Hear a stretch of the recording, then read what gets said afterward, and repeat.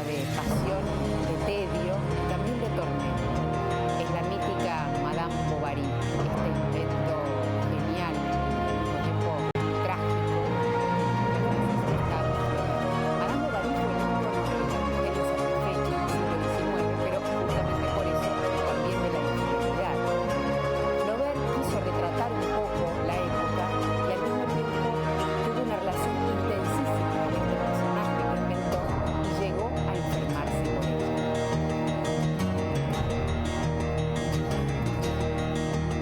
Ser mujer en el siglo XIX no era tarea fácil. Los anhelos de las jóvenes provenían de una fórmula explosiva que combinaba los severos ideales del convento con la fogosidad de las pasiones literarias. La lectura, no siempre permitida, era una forma de vislumbrar otras vidas posibles. Amores fugaces, aventuras en tierras desconocidas, lujo, voluptuosidad. Pero la pasión jamás puede ser una promesa. Flaubert convirtió a Emma en el perfecto modelo de estas mujeres intensas y desahuciadas.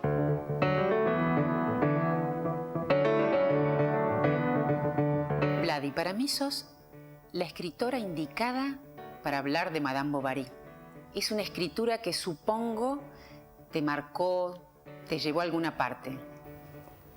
Realmente Flaubert es uno de mis preferidos y lo he leído y releído, no solamente Madame Bovary, pero fundamentalmente la correspondencia de Flaubert. Creó un personaje inolvidable, la clase de mujer de la que suelen enamorarse los hombres. Vargas Llosa, por ejemplo, en su maravilloso libro La orgía perpetua, que vale la pena leer y releer, es un enamorado de los ojos azules oscuros de Emma Bovary. En cambio, no lo es Flaubert. Cuando publicó la novela, se le preguntó en quién se inspiró, en qué mujer, para crear el personaje de Madame Bovary. De ahí la famosa frase de respuesta: Madame Bovary soy yo. No es del todo cierto. ¿Por qué? Porque si uno lee la célebre y apasionante correspondencia de Flaubert con su amante Louise Collet, descubre que utilizó los defectos de su amante para parte del personaje, transformándolos en otro tipo de ambición. Emma vive en el campo, no le encuentra gracia a nada, se pincha los dedos al aprender a coser y se chupa las yemas para saciar su tedio. Emma conocía demasiado el campo. Se sabía de memoria el balido de los rebaños y todo lo relativo a los lacticinios y los arados. Habituada a la calma, su espíritu deseaba lo contrario, lo accidentado. Lo primero que se me ocurre pensar es que este personaje, ¿no? Madame Bovary, que es un personaje femenino, al mismo tiempo admira como personaje a otros personajes femeninos de la literatura de la época o de la historia de la época. Sí, hay como una duplicación. Ella se va adornando su imaginación con estos personajes, exactamente. Sí. Igual me parece que ahí ya empieza como el desfasaje, digamos, de Emma. Porque alguna teoría sobre la novela es que finalmente uno de los problemas de Emma es que se le ha dado una educación que no corresponde a su clase ahí en el convento de las Ursulinas, donde empieza a leer estas novelitas de Walter Scott, como decís, y de Pablo y Virginia, las novelas de amor, de las ensoñaciones, de toda esa emancipación bovarista de ella que finalmente es la pasión, la embriaguez, toda la felicidad, todo eso que la seduce. Pero sí, yo creo que ahí hay como yo creo que eso es parte de la ensoñación de ella. Yo lo veo un poco como un personaje también un poco virilizado, un poco masculino por momentos. No sé si, como que la caja, digamos, del imaginario tiene que ver, responde a esas mujeres y algunas también como muy masculinas, muy que llevan adelante la acción y la pasión, pero que eso finalmente la vuelve como, la empecina, digamos, la pone en otro registro distinto de lo femenino. Quizás porque en realidad lo que busca Madame Bovary es obtener. Sí, por supuesto. No, es la obtención. Sí, es la obtención de todo. Del placer. Sí, de ese placer, de esa embriaguez, de esa felicidad, sí. De ese placer que la lleva realmente al final a una cosa, digamos, de perdición realmente. La experiencia de lectura a los 13 años en el convento intensifica las fantasías de Emma. Vida y sueño se confunden de manera fatal. Emma descubre a Walter Scott, sus cofres y trovadores, y sus heroínas eran Juana de Arco, Eloísa, Inés Sorel y Clemencia Isaura. Solo la muerte de su madre interrumpe esas lecturas.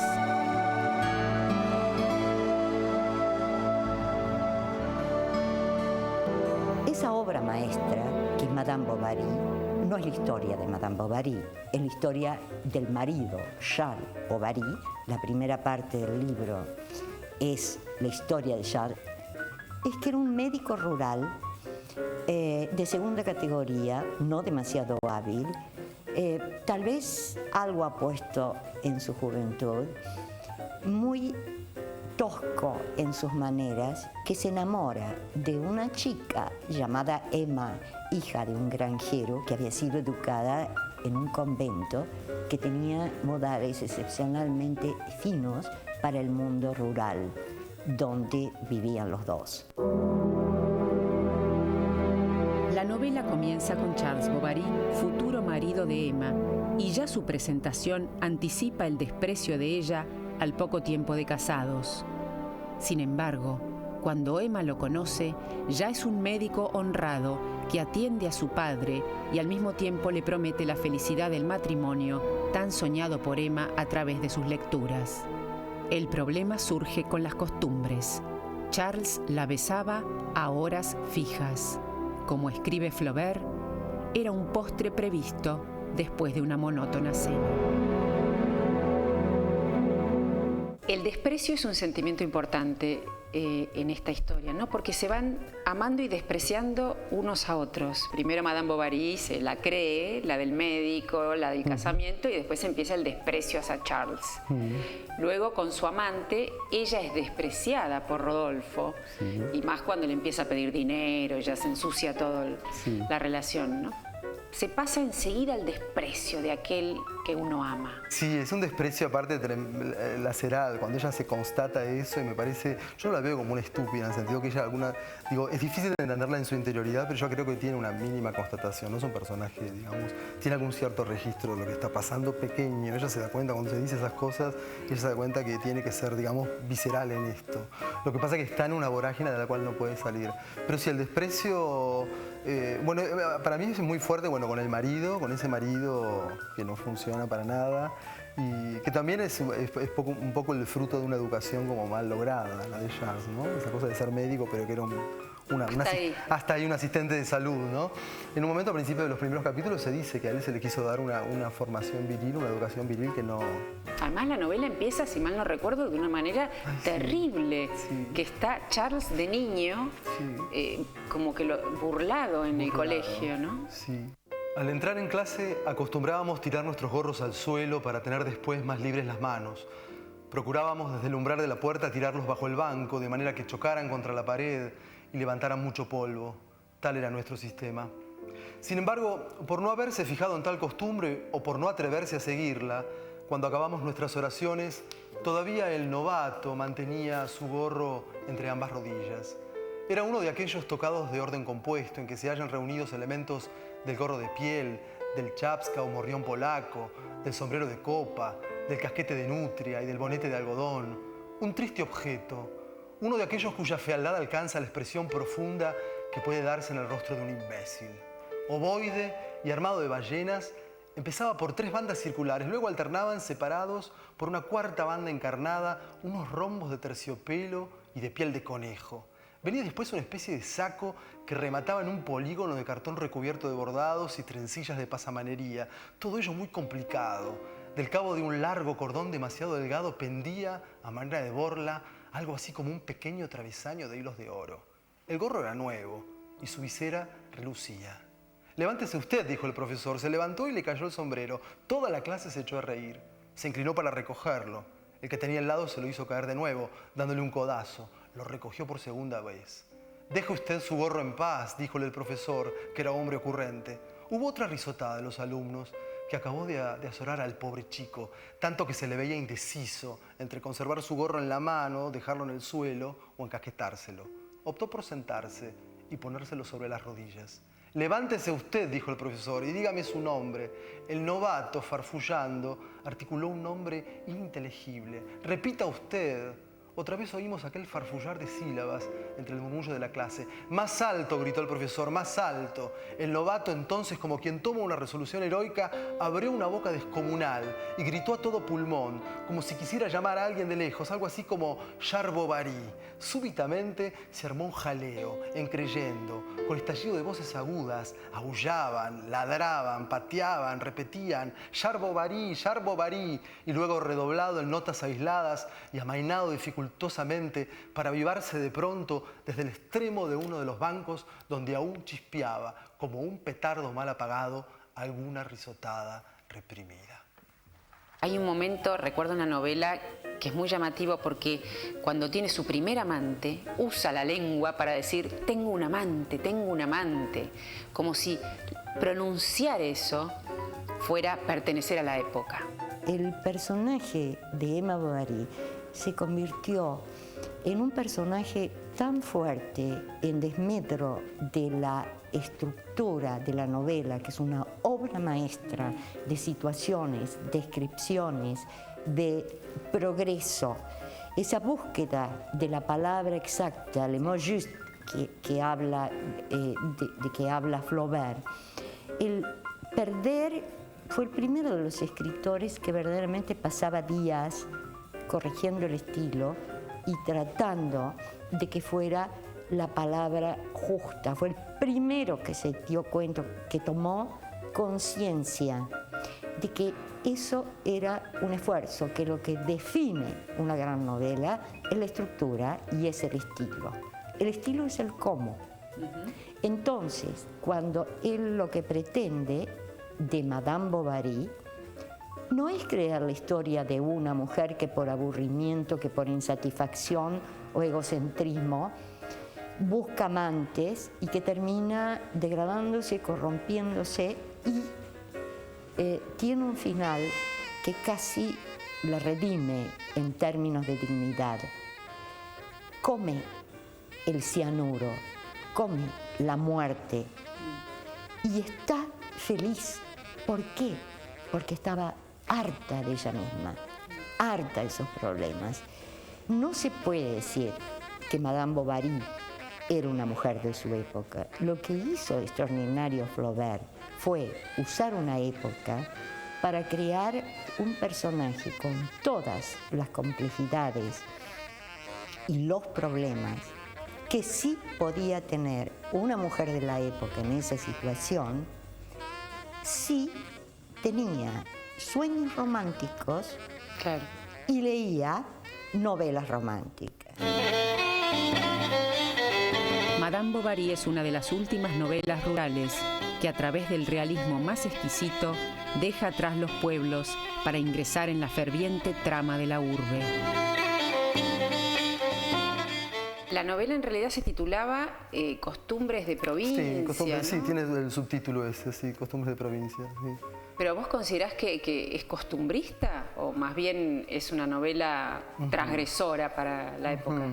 Claro, es un problema, ¿no? Es como cuadros de costumbres, como los cuadros de costumbres de algunos momentos, digamos, de provincia. En realidad es el hartazgo de las costumbres. El hartazgo, sí, absolutamente.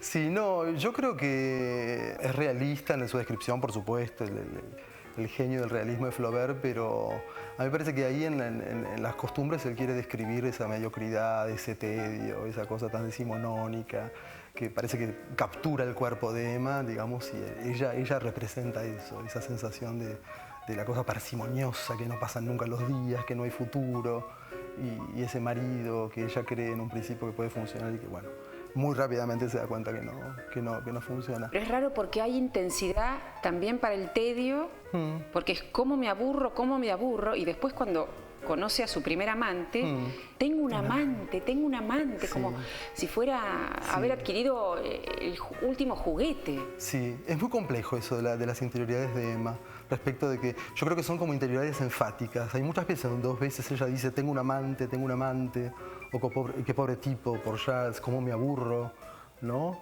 O cuando lo ve a León dice que es guapísimo, se lo repite 2 veces, es como una ecolalia que ella necesita decirse eso. Pero me parece que está un poco vacía de esa interioridad. Bueno, la escena del espejo es tremenda, esa escena de tengo un amante, es como un programa, digamos.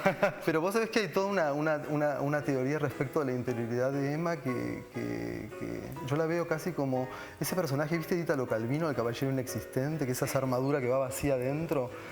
Para mí hay una separación tan grande entre lo que le está pasando a ella afuera y el vacío que siente dentro. Ese vacío que es una interioridad como nula, que tiene que producir estos enunciados enfáticos. Para llenarse de algo. Exacto, para constatar algo que es muy definitivo. La famosa palabra justa de Flaubert, le mot juste, refiere a la precisión y la belleza. En cada página hay frases reveladoras, como una complicidad entre Emma y sus posibles amantes y Flaubert con sus posibles lectores. Como le dice León a Emma, ¿le ha sucedido a usted a veces hallar en un libro una idea vaga que uno ya había tenido, alguna imagen oscura que vuelve de lejos, algo así como la entera exposición del sentimiento más sutil de uno mismo? Cuando vos hablas de la palabra justa, ¿no?, en la literatura de Flaubert y sobre todo en Madame Bovary, contrasta justamente que todo la excede, ella es excesiva, es como si estuviera derrochando momentos y vida por doquier. Y sin embargo, el lenguaje que se usa para hablar del exceso de una mujer es medido, ¿no? Lo que se proponía Flaubert y lo que otros novelistas hicieron después de él, sobre todo en la novela francesa, porque la novela inglesa tuvo un desarrollo completamente distinto, fue la toma de distancia.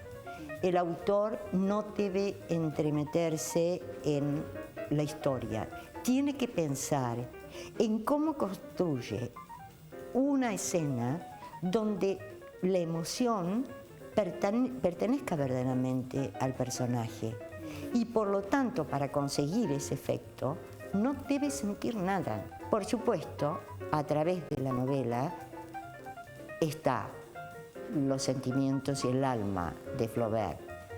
Aparece el despecho y el desprecio por esos burgueses. O sea, es más un desprecio a una parte de la sociedad que a la mujer. No, ella se revela mal, pero se revela porque no termina de entender por qué se aburre tanto. Eso está muy bien.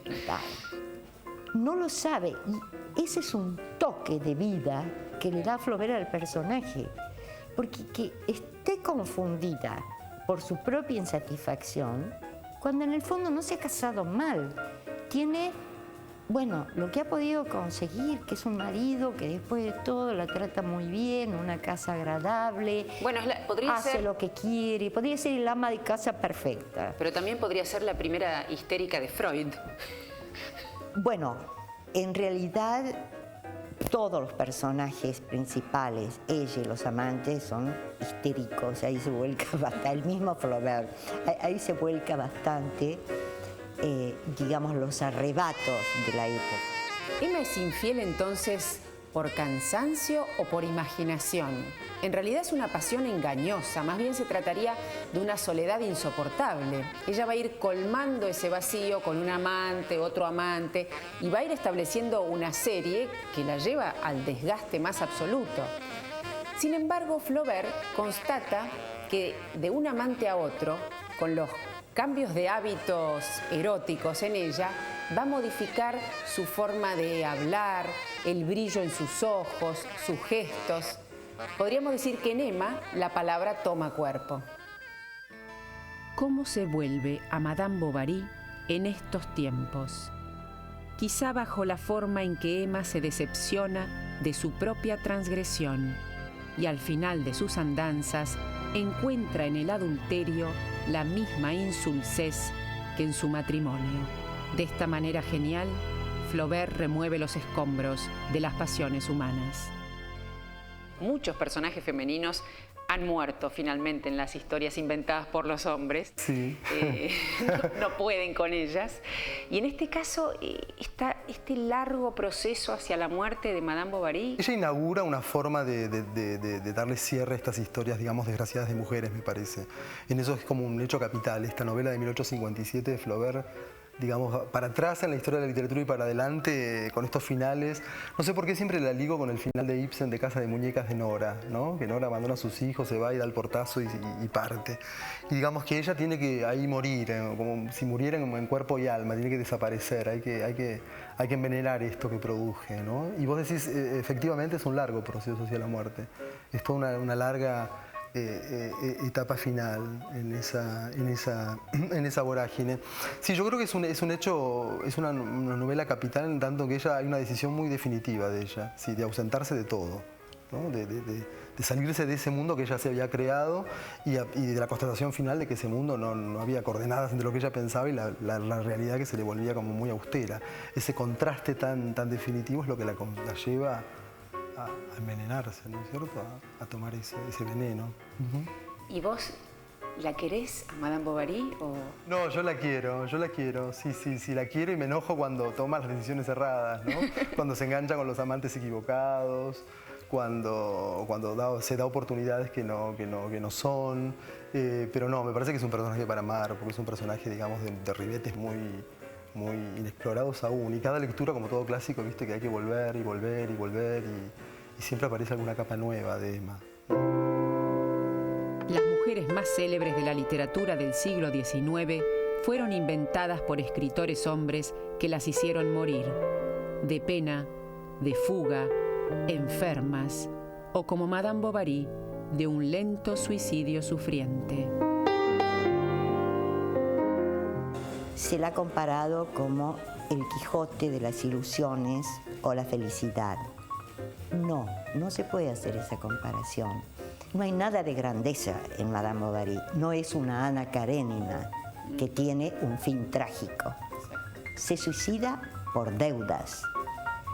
El problema de Madame Bovary es que sus sueños son tan mediocres como el ambiente rural que ella detesta.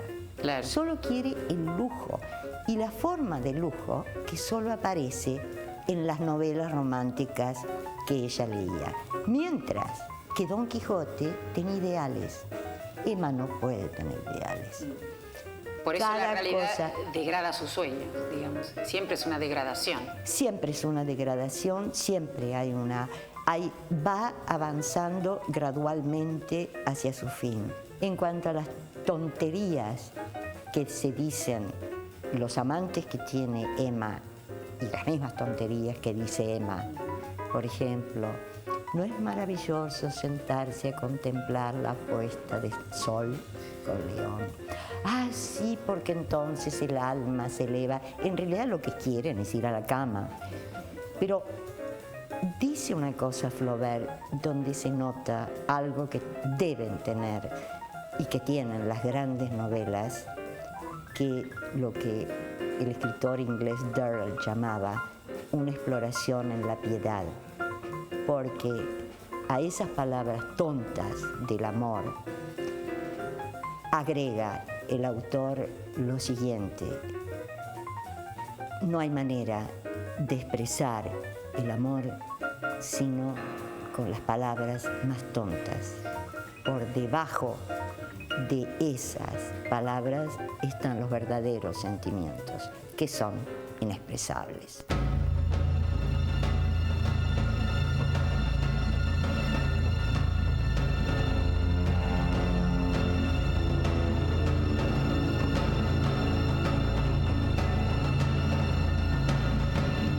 Solo un escritor como Flaubert podía inventar esta mujer infeliz y apasionada.